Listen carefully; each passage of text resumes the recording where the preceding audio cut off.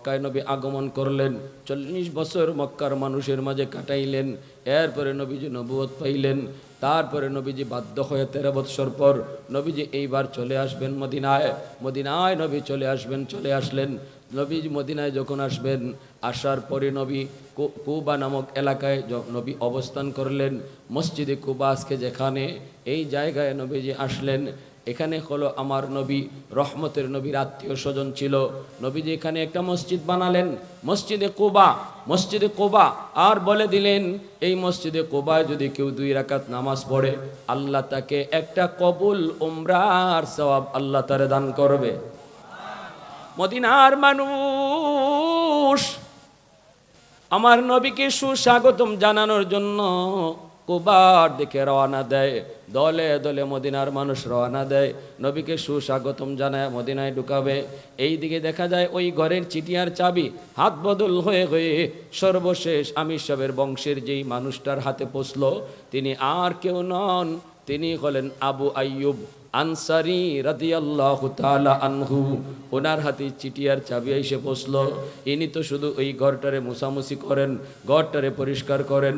মদিনার মানুষ কুবায় যায় আর কয়, ও আবু আইয়ুব, তুমি কি কুবায় যাবা না নবীকে সুস্বাগতম জানাইতে, আহলান সাহলা জানাইতে? তুমি কি কুবায় যাবা না? আবু আইয়ুব আনসারী কয়, তোমরা যাও, আমার কাছে একটা আমানত আছে, আমার কাছে আমার নবীর একটা আমানত আছে। আমার মন বলে এই আমানত নেওয়ার জন্য নবী আমার খুঁজে এই জায়গায় আসবেন।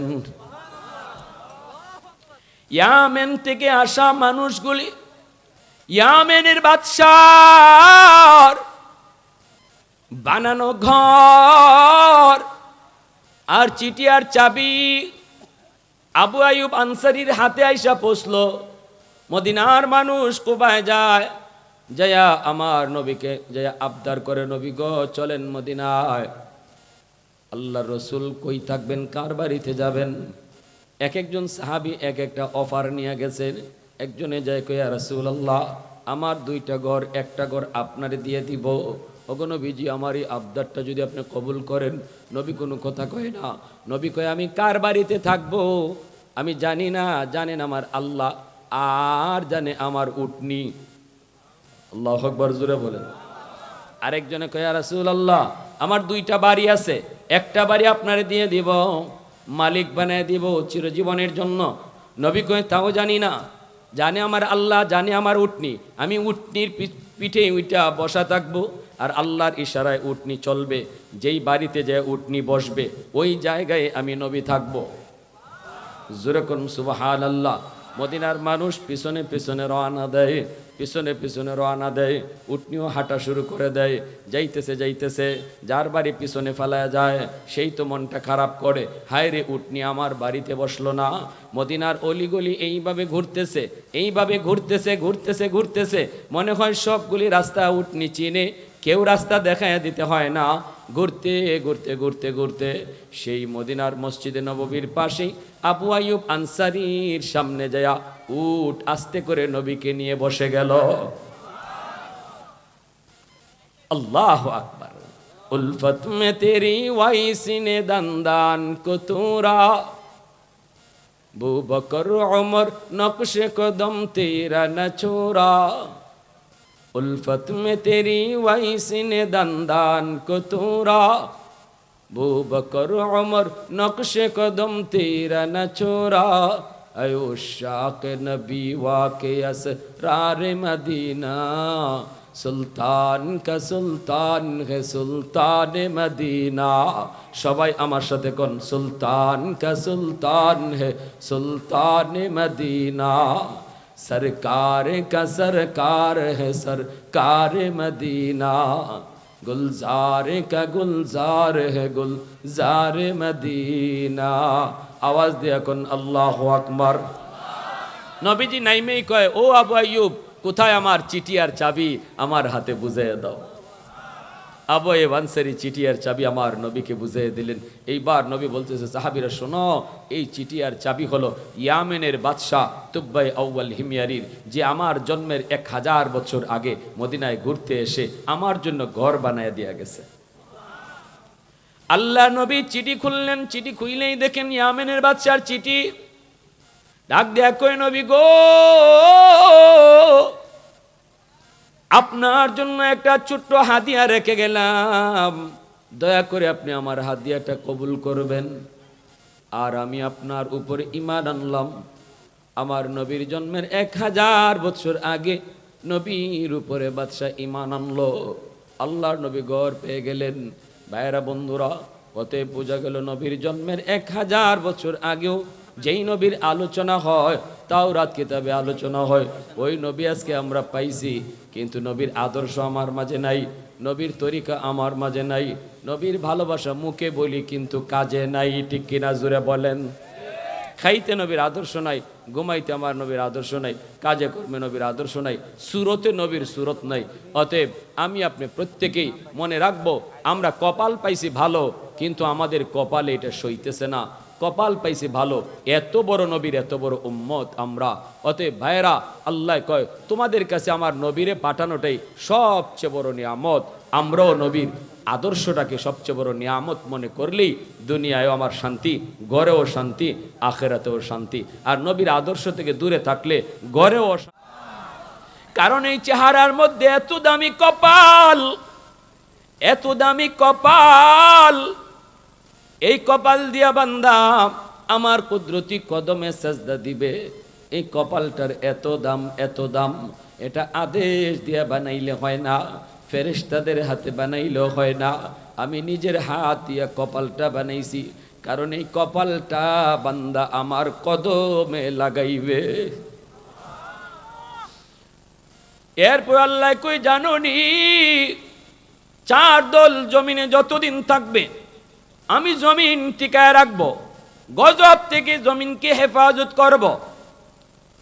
লাউলা মাশাইখু রুক্কা ওয়াশ-শাবাবু খুশশা ওয়াল আতফালু রুদ্দা ওয়াল আনআমু রুত্তা লাজআলতুস সামাআ হাদিদা ওয়াল আরদা খাফসাফা ওয়াত তুরাবা রামাদা ওয়ামা আনজালতু মিনাস সামাই কাতরা ওয়ামা আম্বাতু মিনাল আরদি নাবাতা বাল আনজালতু আলাইকুমুল আযাবা সাব্বা। আল্লাহ বলেন, 1 নাম্বার হলো জমিনের মধ্যে আমার কিছু বৃদ্ধ বান্দা বান্দি আছে, কোমর তার বাঁকা হয় না, বাঁকা করলে সোজা করতে পারে না, কোমরে তার ব্যথা, হাঁটুতে তার ব্যথা, চুলদারি সাদা হয়ে গেছে, রুকু করতে গেলে কষ্ট হয়, সেজদা দিতে গেলে পরে তার কষ্ট হয়। আমার এমন কিছু বান্দা, এমন কিছু বান্দি আছে, বয়সের কারণে সে অনেক দুর্বল হয়ে গেছে। এরপরও আমার ওই বান্দা বান্দি কষ্ট করে করে যখন আমার কদমে সেজদা দেয়, কষ্ট করে করে যখন আমাকে সেজদা দেয়, রুকু করে, তাদের সেজদার দিকে তাকাইলে এই জমিনের প্রতি আমার মায়া লেগে যায়। আল্লাহ বলেন, শুধু তাই নয় রে জমিন শুন, ওয়াশ-শাবাবু খুশশা, জমিনে আরেক দল আছে কিছু যুবক, যৌবনের পাগলামি করে না, না না যৌবনের পাগলামি করে না, বন্ধুদের সাথে গানের আয়োজনে যায় না, না না চুরি ডাকাতি করে না, যৌবনের পাগলামি তার অন্তরেও আছে, কিন্তু পাগলা ঘোড়ার লাগাম টেনে ধরে, উলামায়ে কেরামের সঙ্গ দেয়, ওয়াজ মাহফিল করাইলে ওরাই করায়, মা বাবার খেদমত করে, আলিম উলামাকে তাজিম করে, মাথায় আমার নবীর সুন্নত টুপি দেখা যায়, মুখে আমার নবীর সুন্নত দাড়ি তার মুখে দেখা যায়।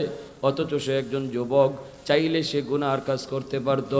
ওই যুবক যার কলিজার মধ্যে আমি আল্লাহর প্রেম, আমি আল্লাহর প্রেম অন্তরের ভিতরে জমায় নেয়, ওই যুবকের দিকে যখন আমি তাকাই, তখন এই জমিনের প্রতি আমার মায়া লেগে যায়। এই মানুষগুলার অন্তরে আল্লাহর ভয়, আল্লাহর ভয়। ওই যুবকের কলিজে আল্লাহর ভয় কেমনে আসলো? কই উলামায়ে কেরামের হরকতের কারণে। ঠিক কিনা জুড়ে বলো? এজন্যই বিড়ালটা পাগল পাগল পাগল হয়ে শুধু বলতেছে, আল্লাহ জবানও তুমি দিলা না, আর চোখের সামনে এত আলেম ওলামার মরণ আমি দেখব না মালিক। হয় না, হয় না, বরং আলেমদেরকে বাঁচানোর ফিকির আমার করতে হবে, আলেমদেরকে বাঁচানোর ফিকির করতে হবে। এই চিন্তা করে বিড়াল মনে মনে কয়, এখন যদি ওই ডাউল খাওয়া থেকে মানুষকে বাঁচাইতে হয়, আলেমদেরকে বাঁচাইতে হয়, তাহলে এই ডাউলের পাতিলে আমি বিড়ালও লাভ দিয়া মরতে হবে। আর দেখবে ওই বাবুর্চি যখন দেখবে আমি বিড়াল ডাউলের পাতিলে পইরা গরম ডাউলে মারা গেছি, এটা যদি নিজের চোখে দেখে তাহলে আর কাউকে ডাউল খাওয়াবে না, আর কাউকে ডাল খাওয়াবে না। এই চিন্তা করে বিড়ালটা নিজেই তার জীবন দিয়া দিল, লাভ দিয়া ডাউলের পাতিলে পড়ে গেল। এখন তো বাবুর্চি অবাক হয়ে গেল, এতক্ষণ পর্যন্ত বিড়ালে আমার কাপড় টানে, আমি তো কিছুই বুঝি না, এখন তো নিজে ডাউলের পাতিলে পইরা মইরা গেল। সাথে সাথে থানবী রহমতুল্লাহি আলাইহির কাছে সংবাদ পৌঁছে গেল, হুজুর আপনার প্রিয় বিড়ালটা আত্মহত্যা করেছে, সুইসাইড করেছে, সে ডাউলের পাতিলে নিজেই পইরা মারা গেছে। হাকিমুল উম্মত থানবী চলে আসলেন বাবুর্চিখানায়, উলামায়ে কেরাম সবাই চলে আসলো। থানবী বলেন, আমার বিড়াল কখনো আত্মহত্যা করতে পারে না, বিনা কারণে মরতে পারে না, অবশ্যই কোনো একটা কারণ আছে, কারণ এটা আমার বিড়াল, কারণ ছাড়া মরতে পারে না। ঠিক কিনা জোরে কোন? ডাউল ফালাও, ডাউল ঢালো। পাতিলের ডাউল যখন ঢালা হয়, এই ঢালতে বিড়াল বের হলো, বিড়ালের লাশটাও বের হলো। তা নবী বলেন, সবগুলি ডাউল ফালাও। তারপরে যখন নিচের ডাউলটা ফালায়, তখন তাকে দেখে একটা সাপ, বিষাক্ত সাপ ময়রা ডাউলের পাতিলে পড়ে রইছি। হাকিমুল উম্মত কই, দেখো এবার দেখো, এ বাবুর্চি তোমাকে মরার আগে আমার বিলায়ে কি করছে? কয় হুজুর খালি লঙ্গি টানছে। কয় তোমাকে বুঝাইতে চেয়েছি, তুমি দেখো নাই, আমি বিড়ালে দেখছি পাতিলে একটা সাপ পইরা মরছে। এই ডাউল আর ডাউল নয়, ডাউল হয়ে গেছে বিষ। কিন্তু বিড়ালের এই টানাটানি ইশারা তুমি বাবুর্চি তুমি বুঝতে পারো নাই। এজন্য সে নিজের জীবন দিয়া হাজারো উলামায়ে কেরামের জীবন বাঁচায় গেছে। আরো জোরে কন্যা সুবহানাল্লাহ। मैं तालिब मौला हूँ मेरे इश्क़ निराला, मैं तालिब मौला हूँ मेरे इश्क़ निराला, है जुमला जहाँ जिनकी तजल्ली से उजाला, है जुमला जहाँ जिनके तजल्ली से उजाला, मादरुद जहाँ गैर खुदा यार नदारम, যদি याद खुदा ही चिदिगुर कार नदारम, যদি याद खुदा ही चिदिगुर कार नदारम। मोहब्बतेर साथे बोलेन আল্লাহু আকবার। আরো জোরে কোন আল্লাহু আকবার। ওই তুব্বাই আউয়াল হিময়ার ইয়ামেনের বাদশা, তারেও আলেম উলামা বুঝায়, কই ই ঘরে হাত দিও না, আল্লাহর ঘরে হাত দিও না, সব জায়গায় হাত দিলে আল্লাহ পাক সইতে পারে না, এটা আল্লাহর ঘর, আগুনে হাত দিও না। কিন্তু বাদশায় তো মানে না, বাদশা কো না দিবই, আলেমদের ইশারা বুঝে না। অনেকেই এরকম আলেমদের ইশারা বুঝে না, না বুঝে পড়ে বিপদ পড়ে। ঠিক কিনা জুড়ে বলেন? আমরা তো বিগত সরকারে কম বুঝাইছি না, কিন্তু আমরার বুঝ মানছেনি। মাফিসনে বাইরে যে মাতুন নেই, আমরা তো কম বুঝাইছি না, বরং বুঝছে তো না, ওই আরো উল্টা নিয়ে জেল হারাইছে। ঠিক কিনা? হ্যাঁ, এজন্যই উলামায়ে কেরামের ইশারা বুঝন লাগে, উলামায়ে কেরামের ইশারা বুঝতে হয়। এরা কারো দুশমন না, সবার বন্ধু। ঠিক কিনা? আমার ভাইয়েরা, বাদশা যখন আলেমদের কথা শুনলো না, যাইয়ে আল্লাহর ঘরে হাত দিয়ে দিয়েছে। নাউজুবিল্লাহ জোরে কোন। যেই মাত্র আল্লাহর ঘরে হাত, বলুন তো আল্লাহ নীরব চেয়ে থাকবো? অ্যাকশন শুরু হয়ে গেল। রক্ত মুখ দিয়ে পড়া বের হয়, নাক দিয়ে রক্ত বের হয়, ধপাস দিয়া মাটিতে পড়ে যায়, বডির ছিদ্র দিয়া রক্ত ফিনকি দিয়া বের হতে লাগলো। এইবার বাদশাহ টের পাইতেছে, হাইরি আলেম উলামা আমারে কত করে বুঝাইলো, আমি বুঝ মানলাম না। এত আগুন, আমি তো আগুনে হাত দিয়া দিছি। এইবার বাদশাহ মাটিতে পড়ে চিল্লায় কয়, হুজুর আপনারা আমারে তাড়াতাড়ি তওবা করান, আমি বুঝি নাই, এখন বুঝ হইছে, আমি তো মরে যাব, আমাকে তাড়াতাড়ি করে তওবা করান, আমি আর জীবনে বেয়াদবি করব না। উলামায়ে কেরাম তারে তুইলা আবার আল্লাহর ঘরে হাত লাগাইছে তওবার নিয়তে। সাথে সাথে আল্লাহ পাক রক্ত পড়া বন্ধ কইরা তারে সুস্থ করে দিছে। তখনই ওই বাদশাহ তুব্বাই আউয়াল হিমিয়ারি, সংক্ষেপে বলে ফেলি, একটু মনোযোগ দেন। বাদশাহ সর্বপ্রথম খুশি হইয়া আল্লাহর ঘর খানায় কাবায় সবার আগে গিলাফ লাগাইছে। গিলাফ আল বেদায়া ওয়ান নিহায়া কিতাবের ভিতরে লিখেন, এর আগে আল্লাহর ঘর খানায় কাবায় গিলাফ ছিল না। সবার আগে গিলাফ লাগায় নবীর জন্মের 1000 বছর আগে ইয়ামেনের বাদশাহ তুব্বাই আউয়াল হিমিয়ারি। এরপরে কই হুজুর এবার চলেন মক্কা ঘুরি। ঘুরে উইরা কয় চলেন মদিনায় যাব।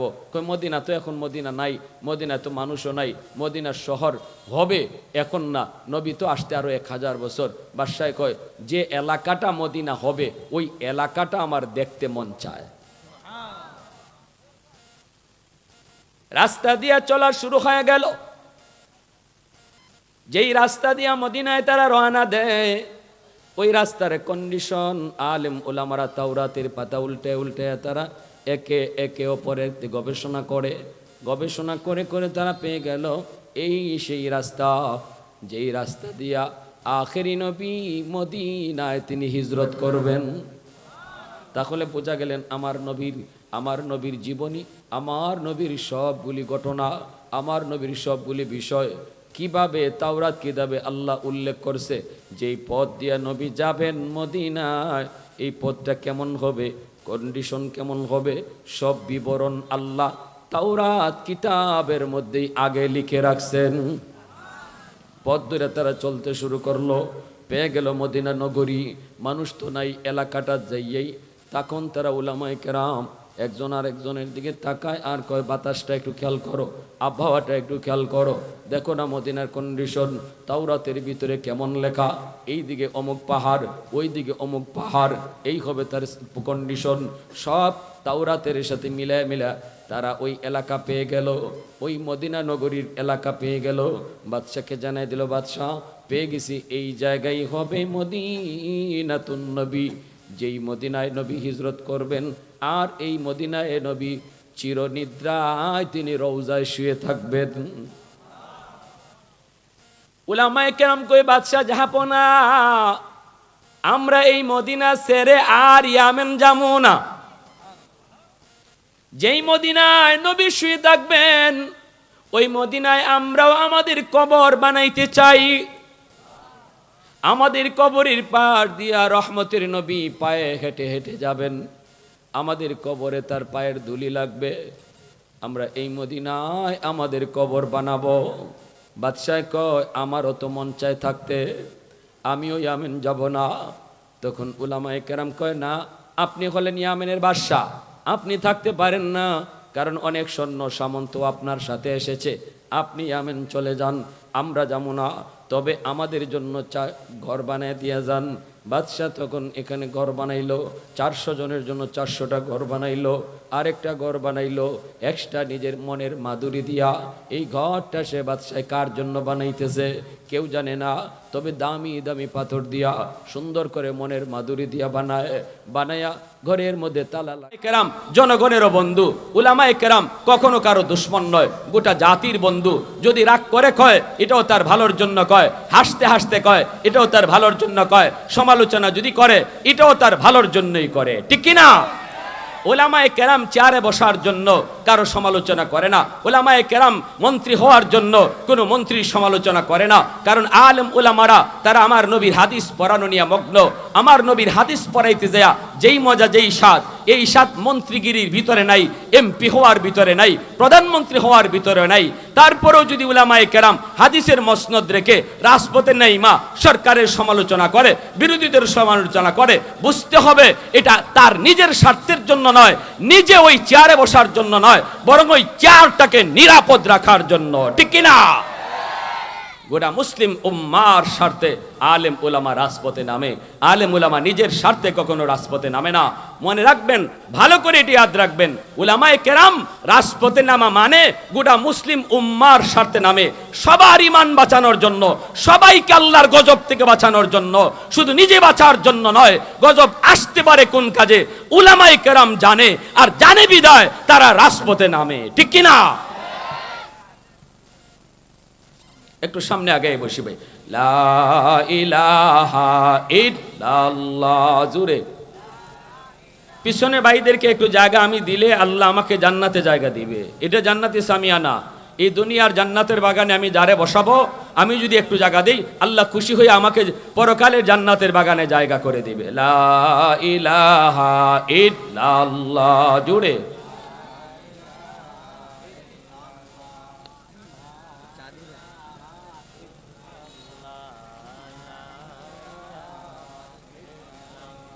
মোহাব্বতের সাথে লা ইলাহা ইল্লাল্লাহ।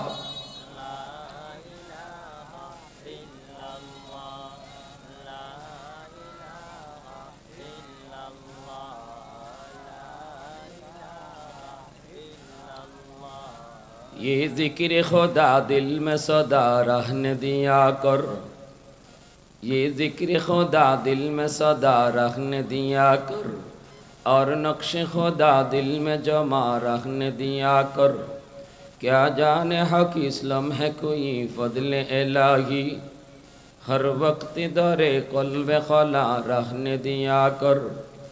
मुर्शिद की नज़र गाज़े बसर से न होती है, क्या खुश नज़री खुश नज़री खुश नज़री है, क्या खुश नज़री खुश नज़री खुश नज़री है। दिल तूर के दिल जूर दिया सबका खुदा से, क्या दिल शिकानी दिल शिकानी दिल शिकानी है, क्या दिल शिकानी दिल शिकानी दिल शिकानी है। ला इलाहा इल्लल्लाह।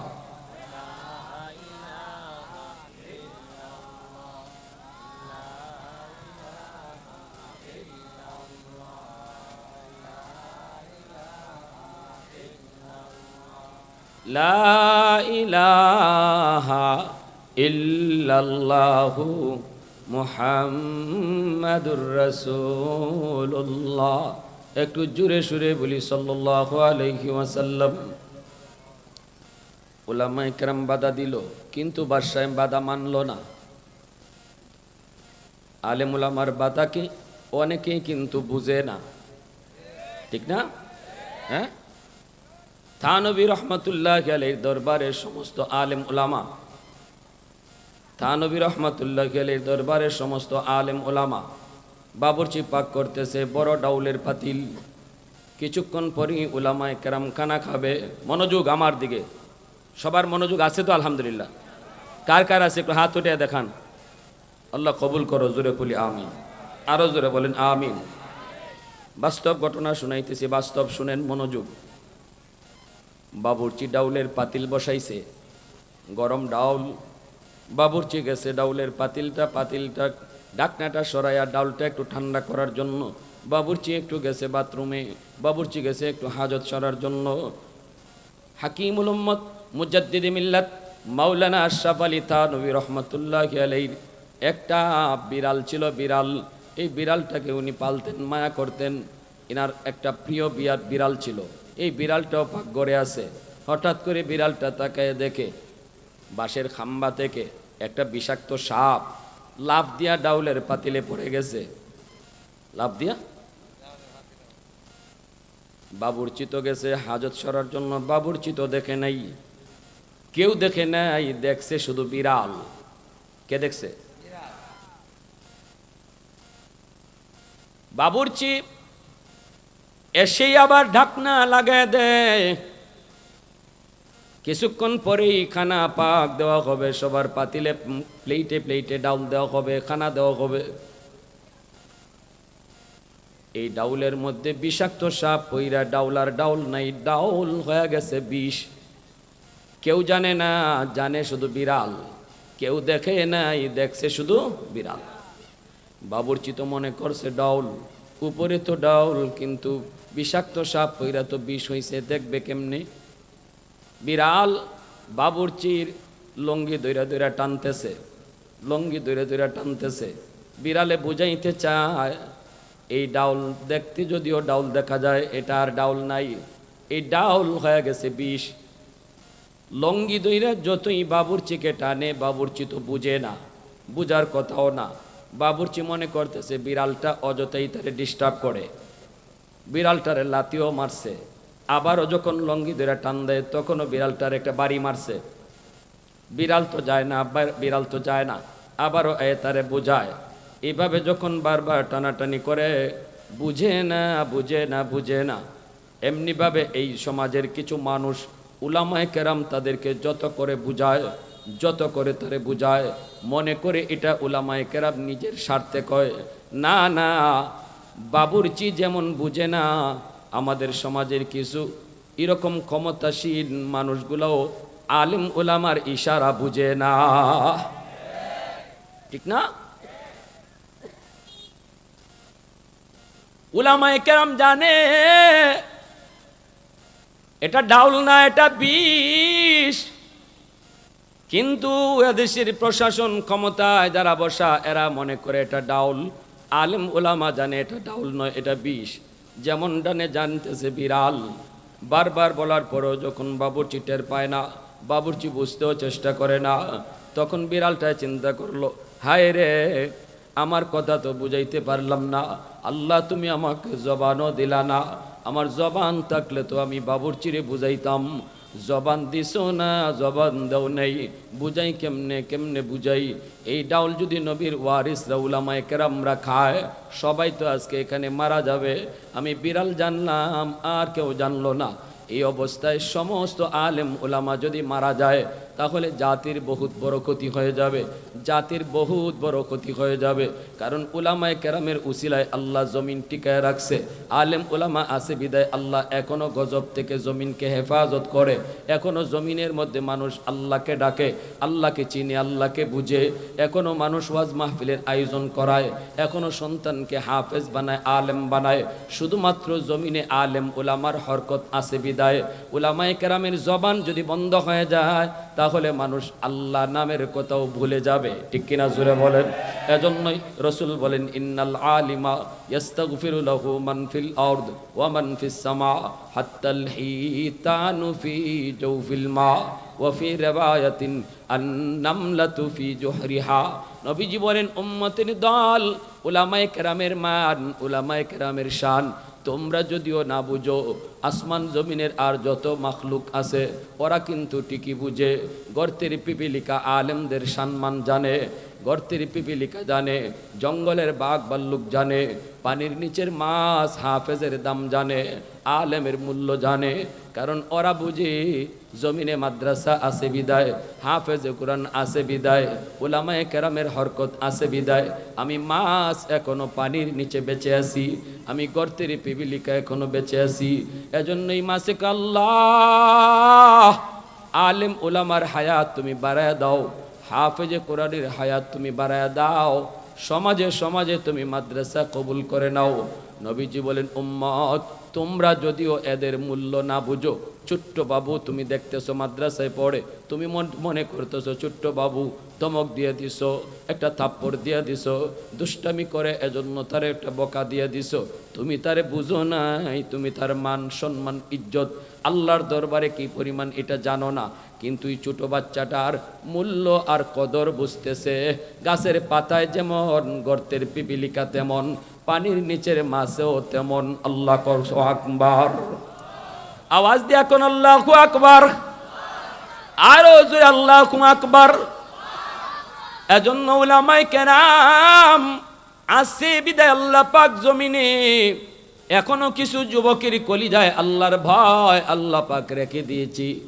এজন্যই তো আল্লাহ পাক রব্বুল আলামিন কয়, জানুনি এই জমিন যেই পরিমাণ গুনাহ হয়, এই জমিনে যেই পরিমাণ অন্যায় হয়, অত্যাচার হয়, নাফরমানি হয়, আমি আল্লাহর কাছে জমিন প্রতিদিন আবদার করে, আলা কুল্লা ইয়াউমিন ওয়াল আরদা ইস্তাজিলু রাব্বাহু ওয়াল বাহরা ইস্তাজিলু রাব্বাহু।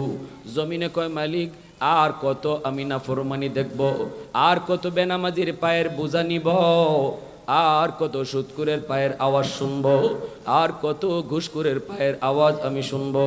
আসবিরু ইলা মাতা আসবিরু, ধৈর্য ধরব তো আর কত কাল ধৈর্য ধরব। বেনামাজি আমি জমিনের উপর দিয়ে আর কতদিন হাঁটবে। ও মালিক তুমি অনুমতি দাও, অনুমতি দাও, অনুমতি দাও।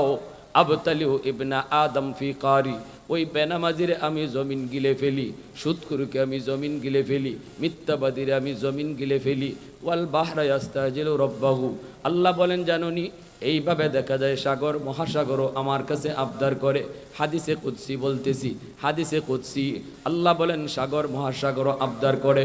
কক্সবাজার সমুদ্র সৈকতের পারে যাইয়া কত যুবক গুনাহ করে, কত যুবতী গুনাহ করে, পানি তাকায়া তাকায়া এই দৃশ্যগুলা দেখে, পানিটা আল্লাহর কাছে আবদার করে, আল্লাহ আমি আর কত নাফরমানি দেখব, আল্লাহ আমি যে কি পারি এটা তো নাফরমানে জানে, আমি যত শান্ত ততটাই অশান্ত, ঠিক কিনা?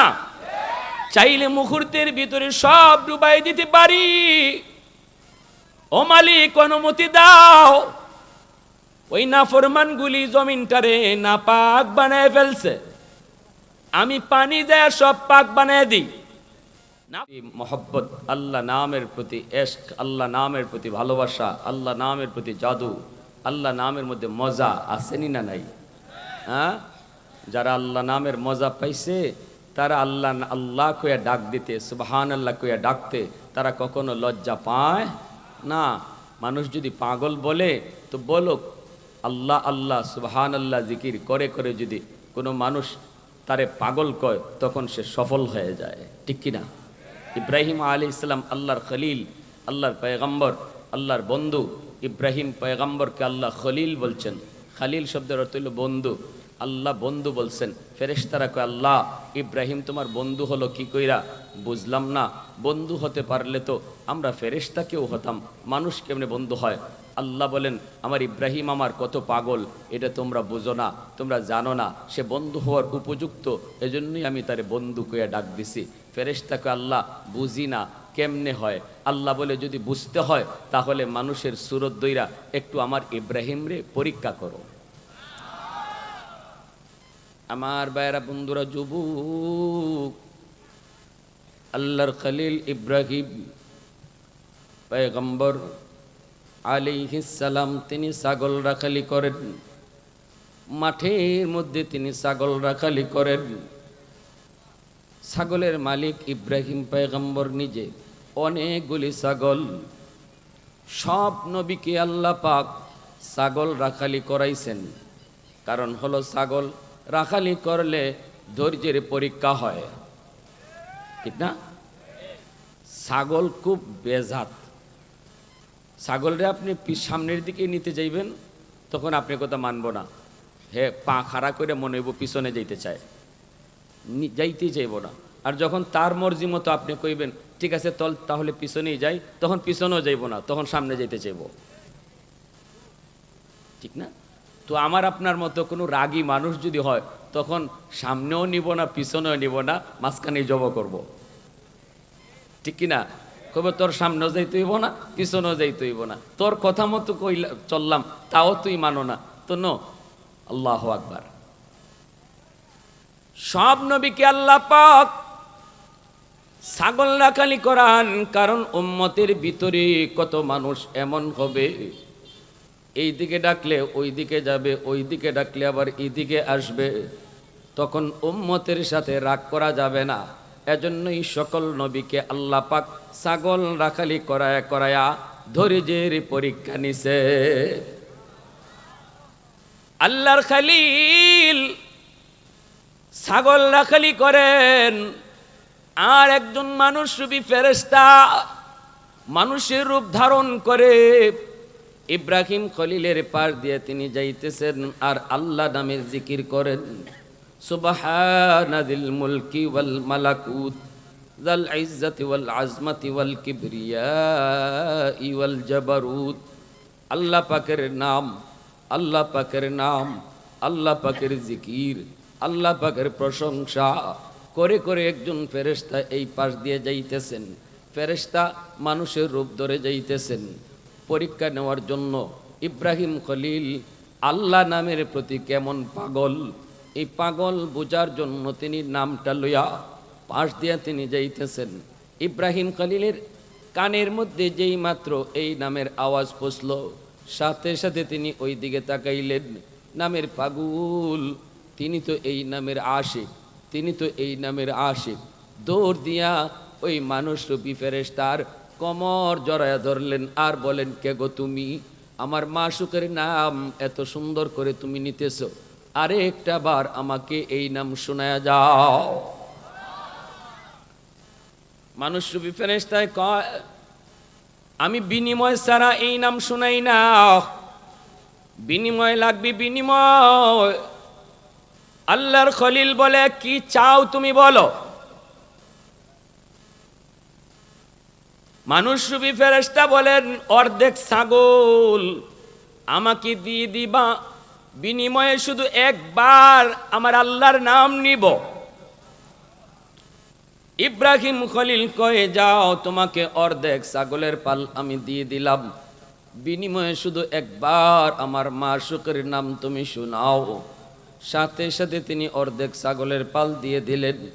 ফেরেশতাও শুনায় দিলেন, সুবহানাজিল মুলকি ওয়াল মালাকুত যাল ইজ্জতি ওয়াল আজমাতি ওয়াল কিবরিয়াই ওয়াল জাবারুত। এই নাম একবার শোনায়া ফেরেশতা অর্ধেক ছাগলের মালিক হয়ে গেলেন। এইবার তিনি চলে যেতে চান, কিন্তু ইব্রাহিম খলিলের তৃষ্ণা মিটে নাই।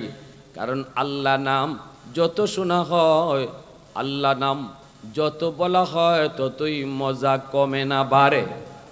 একটু আওয়াজ দেয়া কন্যা, কমে না বাড়ে। আল্লাহ নামের মজা কমে না বাড়ে। এই নামের মধ্যে এমন জাদু, এমন জাদু, এই জাদু কখনো শেষ হতে চায় না, এটা শুধু বাড়তেই থাকে, এর মজা শুধু কমে না বাড়েই। ইব্রাহিম খলিল কয়, যেতে দেব না, আরেকবার তোমাকে শুনাইতে হবে। ফেরেশতায় কয়, না না, হবে না, বিনিময় ছাড়া হয় না। ইব্রাহিম খলিল কয়, অর্ধেক ছাগল তো আমার আছে, অর্ধেকটা তো তুমি নিছো, বাকি অর্ধেকটাও তোমাকে দিয়ে দেব, বিনিময়ে আমার মাশউকের নাম আবার আমাকে শোনাও। সুবহানাল্লাহ। মানুষরূপী ফেরেশতায় কয়, ইব্রাহিম একটু ভালো করে বুঝো, সবগুলি ছাগল কিন্তু আমাকে দিয়ে দিচ্ছ। ইব্রাহিম খলিল কয়, সব লয়ে যাও, তবু আমার আল্লাহ নামের মজা, আল্লাহ নামের স্বাদ, আল্লাহ নামের জাদু, আমার মাশউকের নাম আরেকবার আমাকে শোনায় যাও। ফেরেশতা এইবার আরেকবার আল্লাহ পাকের নাম, সুবহানাজিল মুলকি ওয়াল মালাকুত যাল ইজ্জতি ওয়াল আজমাতি ওয়াল কিবরিয়াই ওয়াল জাবারুত, আরেকবার তিনি শুনায় দিলেন। এইবার সবগুলি ছাগলের মালিক হয়ে গেলেন ফেরেশতা। এবার ইব্রাহিম খলিল তবুও তো তৃষ্ণা মিটে না, আল্লাহ নামের মজা তো কমে না, এর স্বাদ তো কখনো কমে না, আকর্ষণ কখনো কমে যায় না। মানুষের নাম একবার, দুইবার, পাঁচবার, 10 বার নিলে পরে আর নিতে মন চায় না, কিন্তু আল্লাহ নামের মজা যতই কোয়া হয়, যতই বলা হয়, যতই জিকির করা হয়, ততই মজা শুধু বাড়ে। ইব্রাহিম খলিল তখনও যেতে দেন না, আবার ফেরেশতার কোমর জড়ায় ধরলেন। চোখ দিয়ে দর দর করে পানি পড়ে, কান্না চলে আসলো খলিলের। বলতেছেন, কে গো তুমি? চিনি না, জানি না। কে তুমি? কোথায় যাও তাও জানি না। তবে আমার স্বাদ মিটে নাই, আমার তৃষ্ণা মিটে নাই, আরেকবার তুমি নামটা শোনাও, আরেকবার তুমি আমার মাশউকের নামটা শোনাও। ফেরেশতা তখন বলে, এখন তুমি কি দিবা? কিছুই তো তোমার নাই, যা ছিল সব তো দিয়ে দিছ, দেওয়ার মতো কিছুই তো নাই। আমি তো বিনিময় ছাড়া এই নাম শোনাই না, এই নাম আমি বলি না। আল্লাহর খলিল কয়, একবার যদি আবার শোনাও, আমি ইব্রাহিম সারা জীবনের জন্য তোমার গোলাম হয়ে যাব। আওয়াজ দিয়ে এখন সুবহানাল্লাহ, আরো জোরে সুবহানাল্লাহ। ওয়াহদাতি কি হিফাজতি নেহি বেকুওয়াতে বাজু, ওয়াহদাতি কি হিফাজতি নেহি বেকুওয়াতে বাজু, आती नी की कुछ कामी हक ले खुदा दात, आती नी की कुछ कामी हक ले खुदा दात। ऐ मर्द खुदा तुझको अक़ुव्वत नहीं हासिल, जा बैठ किसी गार में अल्लाह को करी याद, जा बैठ किसी गार में अल्लाह को करिया, ये सच है कि बातिल की तरफदार नहीं हम, ये सच है कि बातिल की तरफदार नहीं हम, गद्दार न समझो हमें गद्दार नहीं हम, गद्दार न समझो हमें गद्दार नहीं हम। फूलों की तरह नरम मिजाज अपना है नजर, हम तेरी नहीं नेज़ा व तलवार नहीं हम तेरी नहीं नेज़ा व तलवार नहीं हम। मोहब्बतेर आवाज़े कुन अल्लाहु আকবার, মুসলমানের আওয়াজে আল্লাহু আকবার। এ ভাই, আমাদের আওয়াজ ছোট হয়ে যাওয়ার কারণেই আজকে বর্তমানে ইহুদিরা, ইসরায়েলিরা, দখলদার বাহিনী আমার আপনার মুসলমান ভাই ফিলিস্তিনের শিশুদেরকে হত্যা করতেছে। আমাদের আওয়াজ ছোট হওয়ার কারণে সময় মতো আওয়াজ উঁচা করা লাগবে, সময় মতো গরম হওয়া লাগবে, আবার সময় মতো নরম হওয়া লাগবে। এটাই আমার নবীর আদর্শ, ঠিক কিনা জুড়ে বলেন? ইসলাম যেমন নরম হতে কয় তেমন গরম হতেও শিখায়।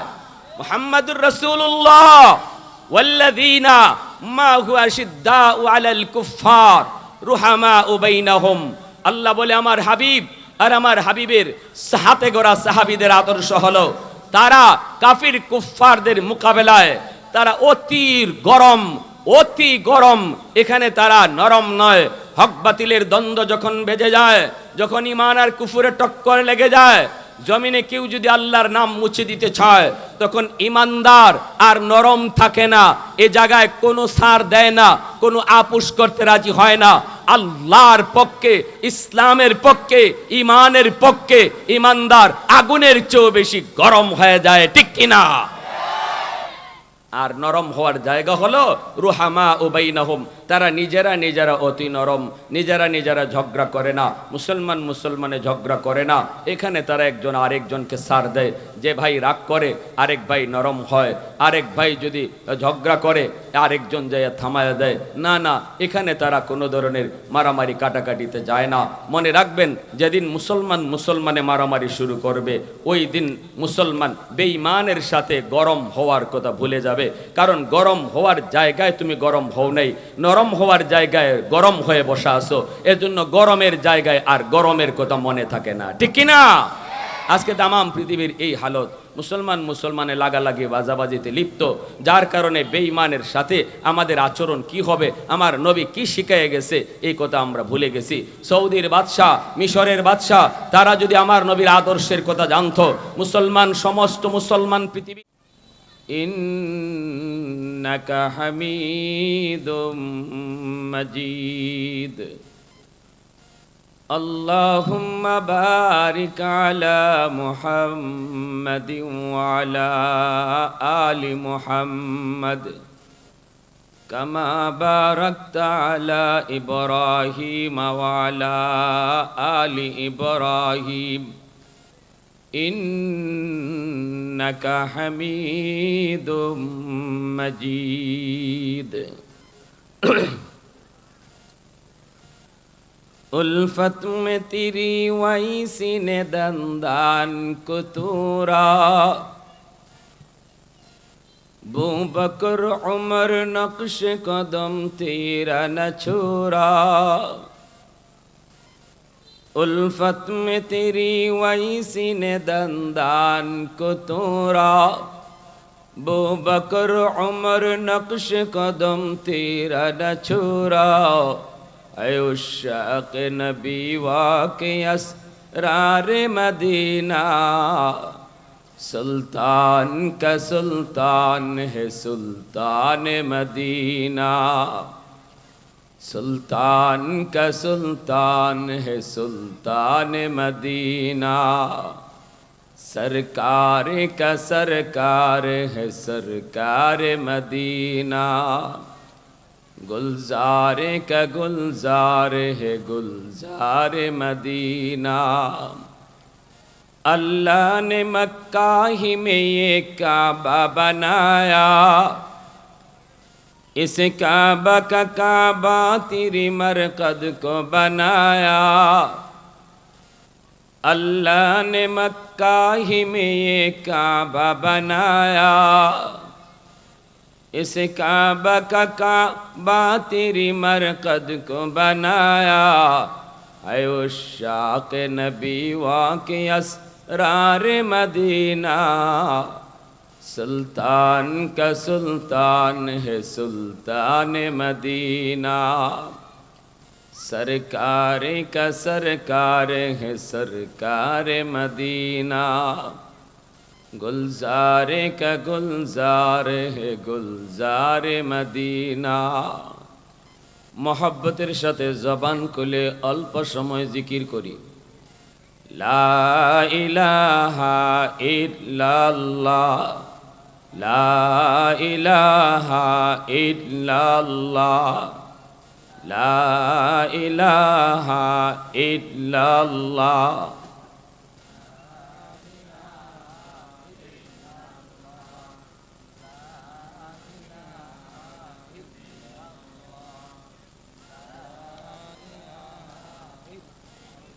मोहब्बतेर साथे एकटू जबान खुले बोली ला इलाहा इल्लाल्लाह।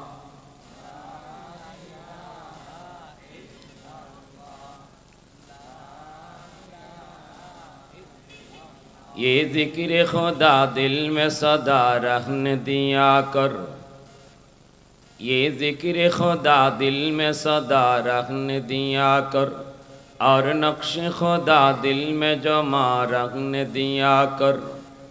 मुर्शिद की नज़र गज़ बसर से न होती है, क्या खुश नज़री खुश नज़री खुश नज़री है, क्या खुश नज़री खुश नज़री खुश नज़री है।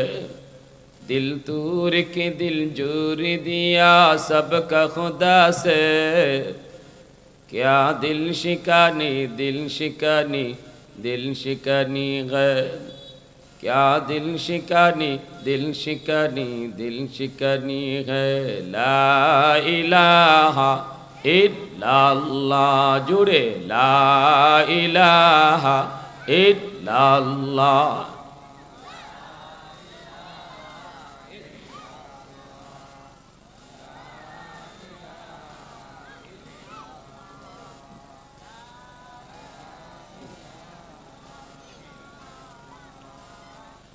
ला इलाहा इल्लल्लाह मुहम्मदुर रसूलुल्लाह।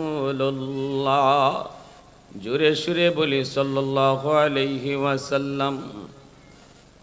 ঐতিহ্যবাহী বাড়িউড়া উত্তরপাড়া আলগাবাড়ির যুবক বৃন্দের উদ্যোগে আয়োজিত আজকের ইসলামী মহাসম্মেলনের সম্মানিত সদর ইজলাস সভাপতি সাহেব, উপস্থিত জাতির বিবেক উলামায়ে কেরাম, অত্র এলাকার মুরব্বিয়ানে আযাম, কলিজার টুকরা যুবক, পর্দার আড়ালে পর্দানিশীন মা ও বোনেরা, আল্লাহ পাকের দরবারে হাজারো কোটি শুকর যে মালিক আমাকে আপনাকে এই মুহূর্তে দুনিয়ার সমস্ত ব্যস্ততা থেকে মুক্ত করে শুধুমাত্র কেবলমাত্র আল্লাহ এবং আল্লাহর রাসূলের মহব্বত আর ভালোবাসা অন্তরে নিয়ে কোরআন হাদিসের মাহফিল তথা জান্নাতের বাগানে জান্নাতি সামিয়ানার নিচে আসার বসার কিছু কথা শোনার তৌফিক আল্লাহ দান করেছেন।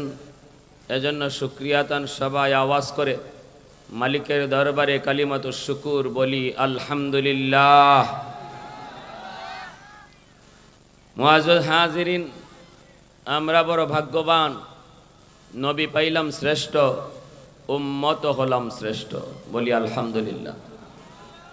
আল্লাহ রসুল বলেন আনা আফজালুল আম্বিয়া ওয়া উম্মতি আফজালুল উমাম। আমি নবী হলাম সকল নবীদের মধ্যে শ্রেষ্ঠ নবী, আর আমার উম্মত হলো সকল উম্মতের মধ্যে শ্রেষ্ঠ উম্মত। যে নবীর উম্মত হওয়ার জন্য বনি ইসরাইলের বহু নবী আল্লাহর কাছে আবদার করছেন, এত দামি আমরা, আল্লাহ আমাদেরকে এত দামি বানাইছেন। মুসা আলাইহিস সালাম তুর পাহাড়ে আল্লাহর সাথে কথা বলেন। মুসা আলাইহিস সালাম আল্লাহকে বলেন, আল্লাহ তুকাল্লিমু মাই হাল তুকাল্লিমু আহাদান গাইরি। আল্লাহ তুমি আমার সাথে কথা বলো, আমি সারা আর কারো সাথে কি তুমি কথা বলবা? তখন আল্লাহ বলতেছেন, মুসা তুমি কোথায় আর আমি কোথায়? মুসা নবী বলে, আল্লাহ আমি তুর পাহাড়ের নিচে আর তুমি হয়তো সে উপরে। আল্লাহ পাক বলে, না এতটুকুই না, বাইনি ওয়া বাইনাকা হিজাব। মুসা তোমার মাঝে আর আমার মাঝে একটা পর্দা আছে। ওয়া আনা ওয়ারা আল হিজাব, আমি পর্দার এই প্রান্তে, তুমি পর্দার ওই প্রান্তে, মাঝখানে পর্দা। কিন্তু মনে রেখো, সায়াতি উম্মাতুন, ভবিষ্যতে এমন একটি উম্মত দুনিয়াতে আসতেছে যাদের মাঝে আর আমি আল্লাহর মাঝে কোনো পর্দাই থাকবে না।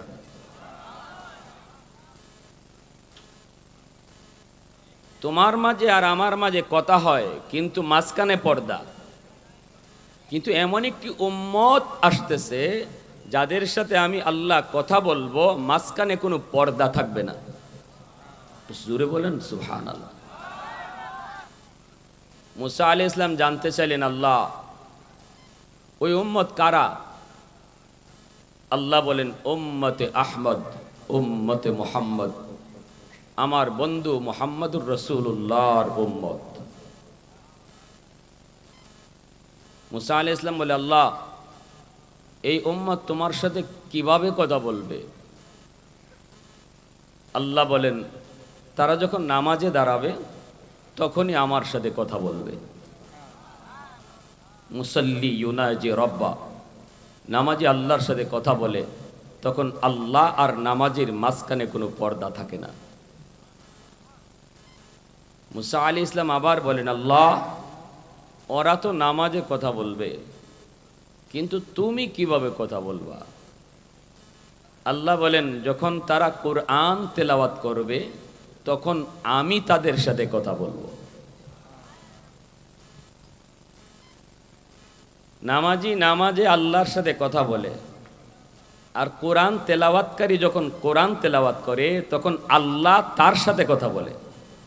সুবহানাল্লাহ জোরে কোন। মুসা আলাইহিস সালাম আবদার করলেন, আল্লাহ এত দামি উম্মত, তোমার বন্ধুর উম্মত, আমারে ওই নবীর উম্মত বানাইয়া দাও, নবী দরকার নাই। সুবহানাল্লাহ জোরে বলেন। আল্লাহ এই আবদার কবুল করেন নাই। এরকম বহু নবী আল্লাহর কাছে এই আবদার করেছেন, নবুয়তি চাই না, উম্মতে আহমদ হতে চাই, উম্মতে মুহাম্মদ হতে চাই। আল্লাহ আবদার কবুল করেন নাই, যে না এটা হয় না, তারা বহু পরে আসবে, তুমি অনেক আগে চলে এসেছো। তারপরে একজন নবী আছেন, যে নবীর নাম হলো হযরত দানিয়াল আলাইহিস সালাম, বনি ইসরাইলের একজন পয়গম্বর। ইনি একটা দোয়া করেছেন অভিনব কায়দায়, যে দোয়াটা আল্লাহ কবুল করেছেন। কোন নবীর এই আবদার কবুল হয় নাই, কিন্তু দানিয়াল আলাইহিস সালামের আবদারটা আল্লাহ কবুল করেছেন। তিনি এমন এক কায়দায় আল্লাহর কাছে আবদার করেছেন। আল বেদায়া ওয়ান নেহায়া কিতাবের ভিতরে লিখেন, তিনি বলতেছে, আল্লাহ আমি ওই নবীর উম্মত হওয়ার আবদার করি না, কারণ এই আবদার জানি কবুল হয় না। তবে তোমার কাছে একটা আবদার করি, আল্লাহ আমার মৃত্যুর পর আমার লাশটাকে তুমি হেফাজত করে রেখে দিও, আর ওই নবীর কোনো উম্মতের হাতে আমাকে কাফন দাফন করাইয়া দিও। এরপর সুবহানাল্লাহ আওয়াজ আসতে হয়েছে, আরো জোরে সুবহানাল্লাহ। এখানে সুবহানাল্লাহ আলহামদুলিল্লাহ একটু জোরে বললে লস না লাভ? সুবহানাল্লাহ কার জিকির, আলহামদুলিল্লাহ কার জিকির?